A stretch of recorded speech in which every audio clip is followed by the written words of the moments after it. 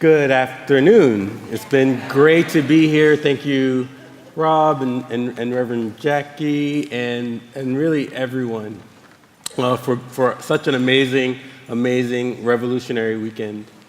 So my name is Michael Jermaine Crumpler, and I am LGBTQ and Intercultural Programs Manager for the Unitarian Universalist Association. Woo! My job is to be Black and gay, serving as minister in a liberal, progressive, faith-based institution. This is my dream job. This is what I went to seminary for, almost verbatim from my essays. Basically, I get paid to be who I am, a Black and gay minister serving in a liberal, progressive, faith-based institution. Of those identities, the minister part is the easiest. And perhaps, despite the $100,000 price tag, the cheapest. But essentially, every morning, I wake up wondering, how can I make it easier for LGBTQ persons and people of color to be alive today?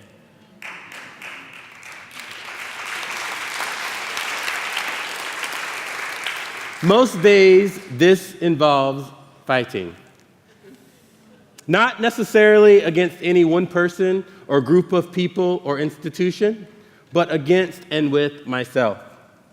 Negotiating, who am I going to be today as a Black and gay minister serving in a white, liberal, progressive institution? As a Black and gay minister serving in a white, liberal, progressive institution of faith, how should I spend my time today? As a Black and gay minister serving in a white, liberal, progressive institution, how much truth should I share today? As a Black and gay minister serving in a white, liberal, progressive institution, what should I wear today?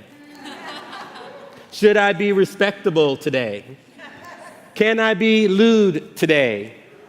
As a Black and gay minister serving in a white, liberal, progressive institution, is my grammar correct? Is the email free of typos?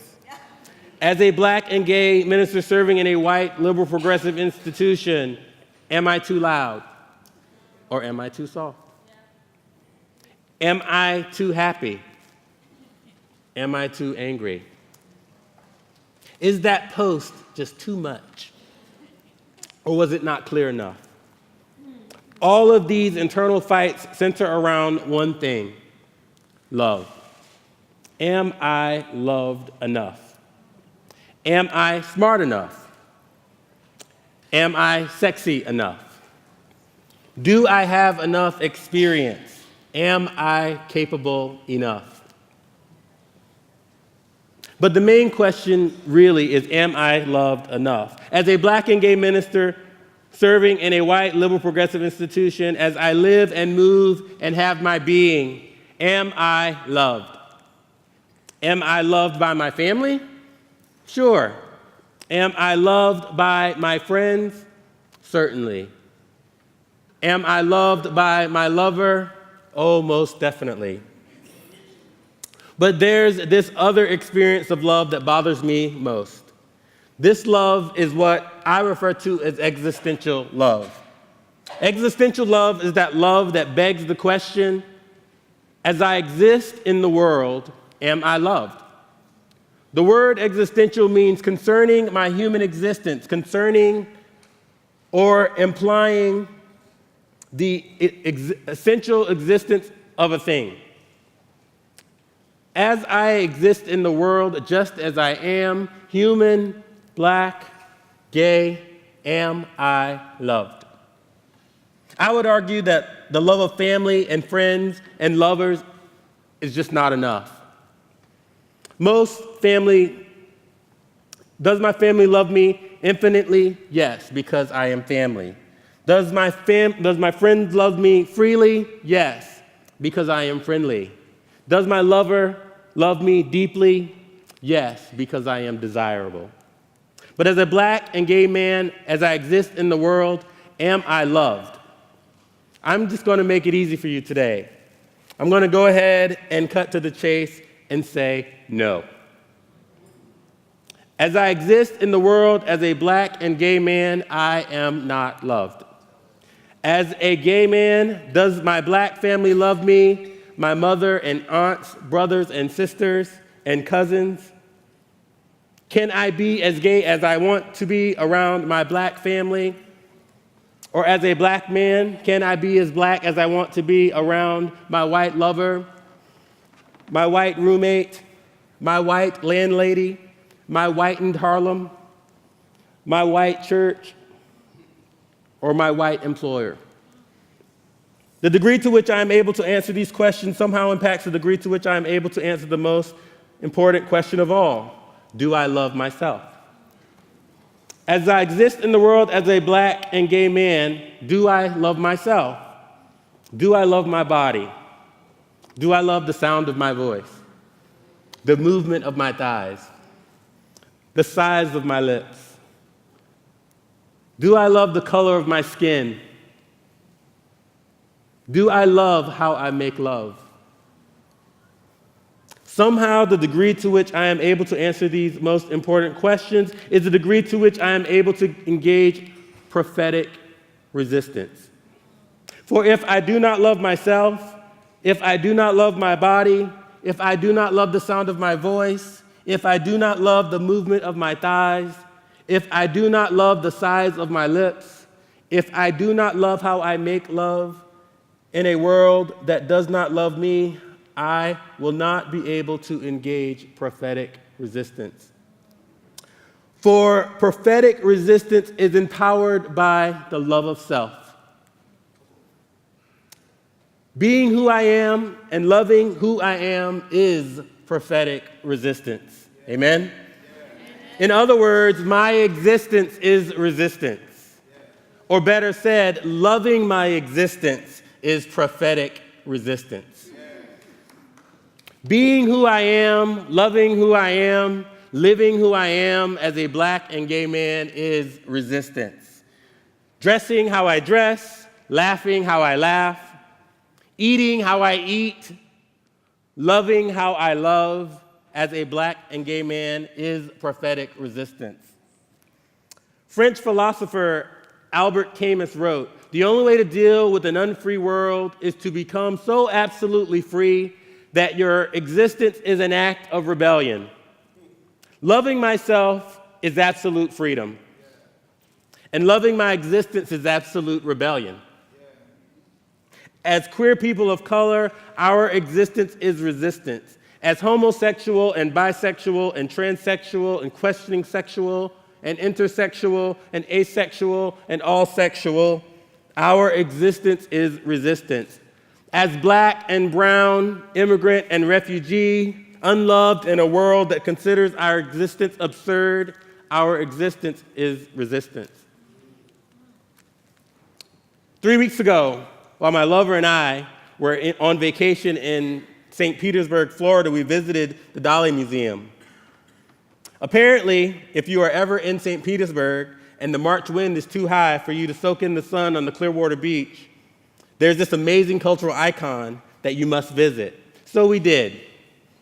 In addition to the amazing art of the Spanish artist Salvador Dali, we happened upon the equally, if not even more amazing work of Frida Kahlo, a Mexican artist who learned to paint while bedridden. After a horrific bus accident at the age of 18, which would have been in the year 1925. Beyond my amazement of the fact that Frida survived such a horrific tragedy prior to the rise of modern medicine was the fact that the magnitude of her injuries, she endeavored to use her body and bedridden, brown, and queerness as an act of resistance. Frida's bedridden, brown, and queer body was broken by an iron rod that penetrated her pelvis and exited her back. Alejandro Gomez Arias, who was on the bus with her, describes the accident this way: The electric train with two cars approached the bus slowly. It hit the bus in the middle. Slowly, the train pushed the bus. The bus had a strange elasticity. It bent more and more. For a time, it did not break. It was a bus with long benches on either side. I remember at one moment, my knees touched the knees of the person sitting opposite me. I was sitting next to Frida. When the bus reached its maximum flexibility, it burst into 1,000 pieces, and the train kept moving. It ran over many people.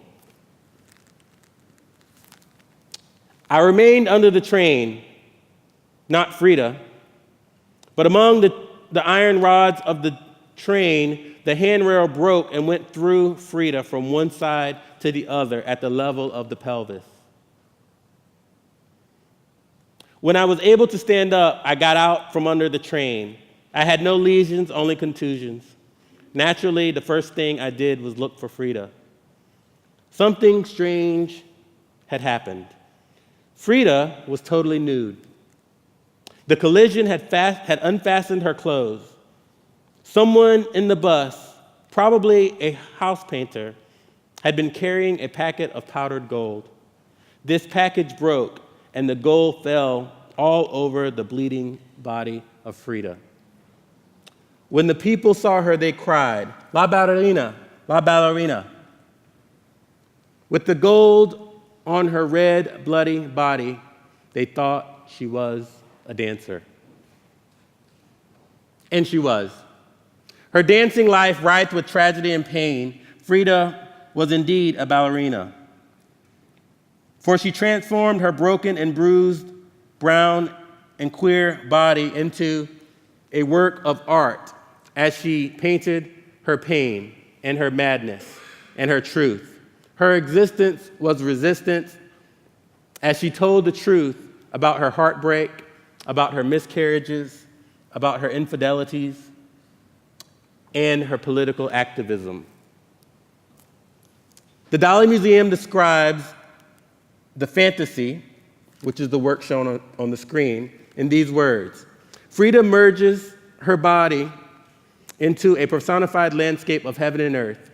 It is a scene of loss and sorrow. The clock, showing the 11th hour, drops copious tears under the twin volcanoes that loom over Mexico City, themselves the upturned breast of mountainous face showing distress. Instead of lava, it is milk that erupts from these forms. The wasted milk and semen are allegorical of the fruitless fertility of the world. Perhaps Frida is commenting both on her own life and that of her nation, whose rejection of the politics she embraced so passionately seemed to her a tragic loss. Frida's existence was resistance as she lay in bed, painting her feelings, her fantasies, the realities of her broken, bruised, brown, queer body. She left behind 150 beautiful works that exemplify love of self as prophetic resistance.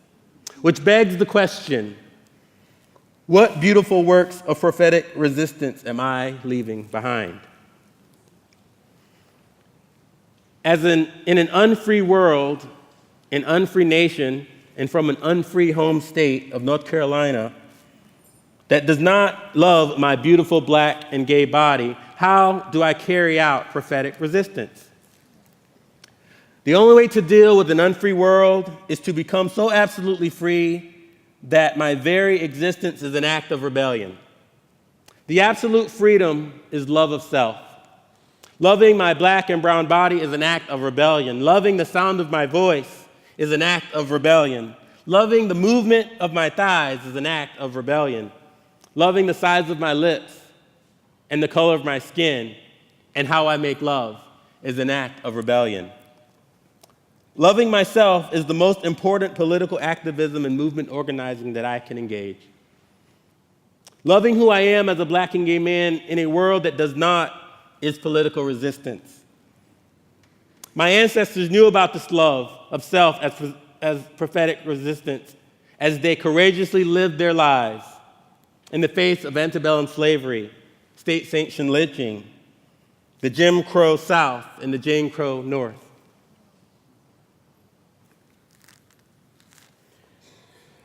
James Baldwin, as a black and gay patriarch, understood this love of self as prophetic resistance as he penned these words in his epic work, The Fire Next Time. These Negro boys and girls who are facing mobs today come out of a long line of improbable aristocrats, the only genuine aristocrats this country has ever known. I say this country because their frame of reference is totally American. They were hewing out of the mountain of white supremacy the stone of their individuality. I have great respect for the unsung army of black men and women who trudged down back lanes and entered back doors saying yes, sir, and no, ma'am, in order to acquire a new roof for the schoolhouse, new books, a new chemistry lab, more beds for dormitories, more dormitories. They did not like saying yes, sir, and no, ma'am, but the country was in no hurry to educate Negroes. These black men and women knew that the job had to be done, and they put their pride in their pockets in order to do it. It is very hard to believe that they were in any way inferior to the white men and women who opened those back doors. It is very hard to believe that those men and women raising their children, eating their greens, crying their curses, weeping their tears, singing their songs, making their love as the sun rose, as the sun set, were in any way inferior to the white men and women who crept over to share those splendors after the sun went down. But we must avoid the European error. We must not suppose that because the situation, the ways, the perceptions of black people so radically different from those of whites, that they are radically superior.